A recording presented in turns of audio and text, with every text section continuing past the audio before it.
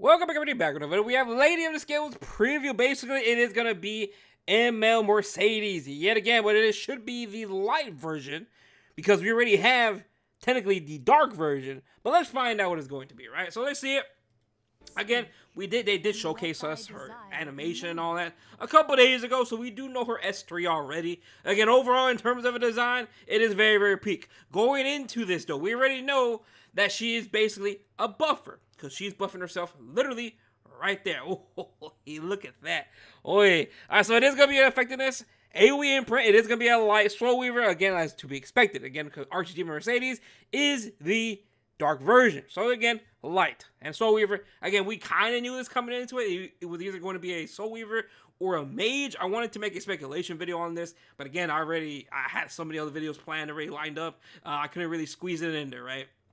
But again, light Soul Weaver, it is going to be a buffer. We already know she's going to be buffing. And I do like that this little thing right here, this right there, you can see both animations, I guess, or artworks, you can say. I like that. So again, it is going to be a light Soul Weaver. Oh, yeah. Oh, I got to refresh the shop already. Because I want to get her right off the bat. I do not want to sit there like everyone else and refreshing the day of Mystics. The goddess who responded to their prayers. So let me go ahead and skim through this. Again, you can watch it yourself if you really want to. We're literally here just to look at her, right? Ooh, 117 base speed. Oh, yeah, that's kind of fast for a Soul Weaver. All right, so, again, we already know design. Absolutely looks sick, right? Let's see. So her self imprint is going to be ER. AoE imprint is going to be ER. All right, she has 30% effectiveness ER already. Oh, that's nice to know. All right. And again, her imprint is free. They already announced it inside the live stream. The best way to get her imprint is going to be the gold transmit stone. So hopefully you save your gold transmit stones. You need about 60 of them, right? Wait, is it either 60 or 50 to really triple S her? So again, it is free imprints, by the way. Now, let's look at her passive. At the start of the battle, grants offering to the foremost ally. So basically, this is going to be the ally in the front. When the ally granted offering dies, recovers health of all allies by 50%. Ooh, that's insane already. All right. When the combat readiness of an enemy increases during battle, increases combat readiness of the caster by 35% of the amount of combat readiness increase. This effect will not be applied to the combat readiness increase effect triggered by the same skill. Okay, so it is going to be 50% at max. All right, nice to know. Now, offering grants 70% damage sharing from the damage received by all allies. Upon receiving lethal damage, grants immortality for one turn. Immortality can only be activated once per battle. Hoi! Her Balsarunka, oh my goodness, already sounds so annoying. Balsarunka is already like a brick wall. And if you ever let them get Boss Ruka and this character together, you might as well pack it up because you're literally going to hit a Boss Ruka that is immortality. And she ain't going nowhere.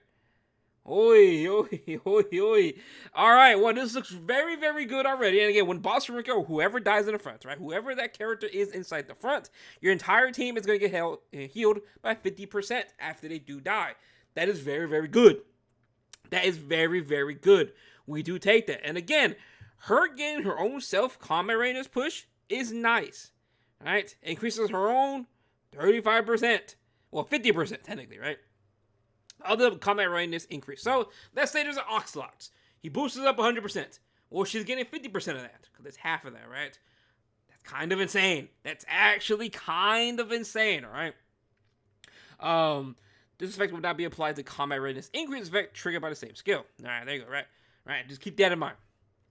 All right, that's good. That's good. Let's see it in their preview, right? They're gonna show it in their own little preview, and again, oh God, who they put in the front? Crowd again. Look at that. That's already disgusting.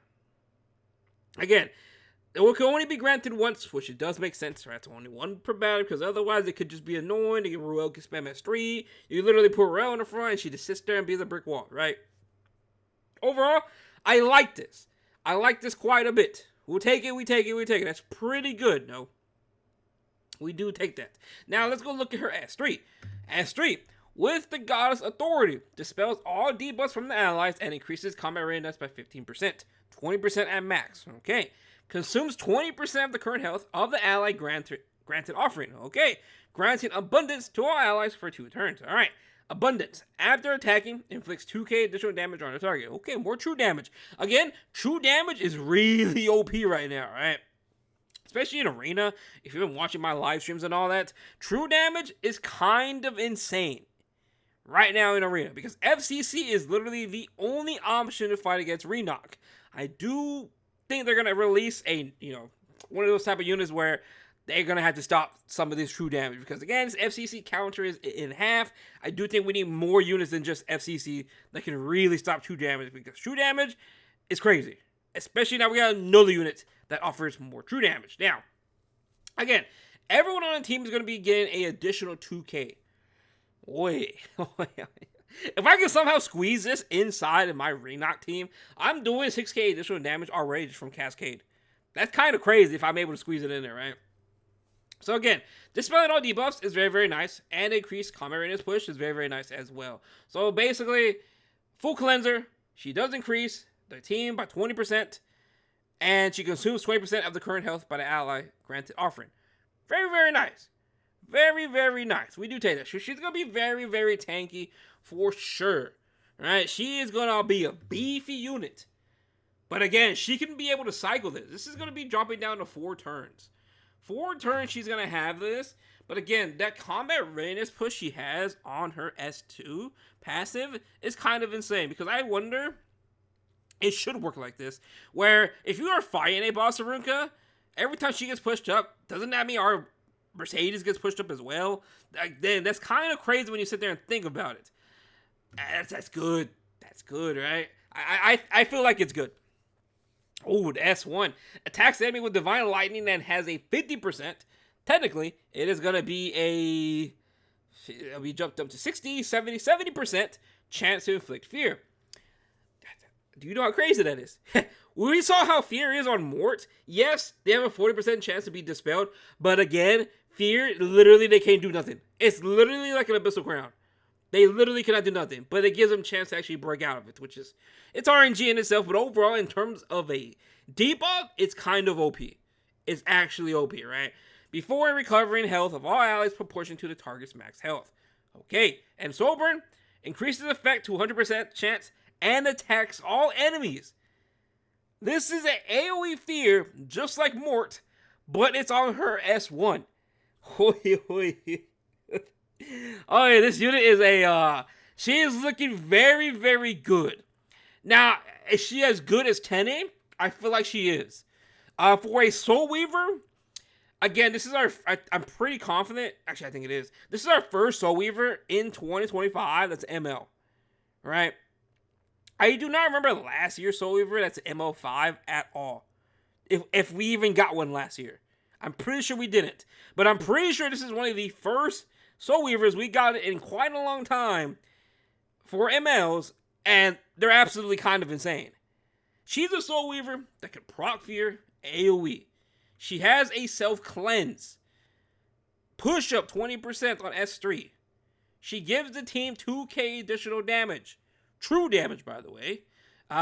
She gives the ally in the front immortality for 1 turn. And it grants 70% damage sharing from the damage received by all allies. And her passive, lastly, again, I'm literally naming everything that makes her so OP. When the ally that has offering dies, the whole team gets healed by 50%. And she increases her own combat readiness by 50% of whatever the enemy's getting pushed up by. Right?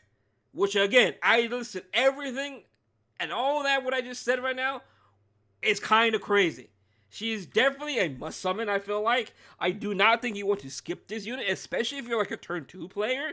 This is like really good for turn 2 players. While it's already good for aggro players and all that for sure, I do think this is very, very good for turn 2. This is like a must-have character. Again, they never really miss when it comes to ML characters.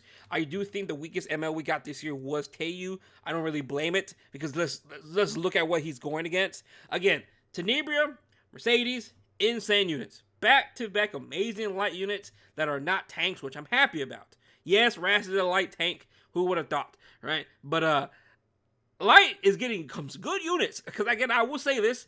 I do believe Dark Attribute was just so far superior compared to light. And some of these are really good bangers for light. Ras, Mercedes, Tenebria, good, good, good. That's really nice to see, because I do think light attributes sucked besides the light units, the light knights. The only good thing about light was the knights, right? Ilanov, Boss Runka, Brightsenia. And guess what? They're all knights. And now we got Ras. Another knight. But other than that, though, overall, I think she's going to be insane. You definitely want to get this character. I will definitely be trying to pity this character. Again, for what it is, I just think she's good. I don't see one bad thing about her kit. Yeah, I guess you could say her S1 sucks because it's Fear. But again, if Fear lands, it's kind of crazy.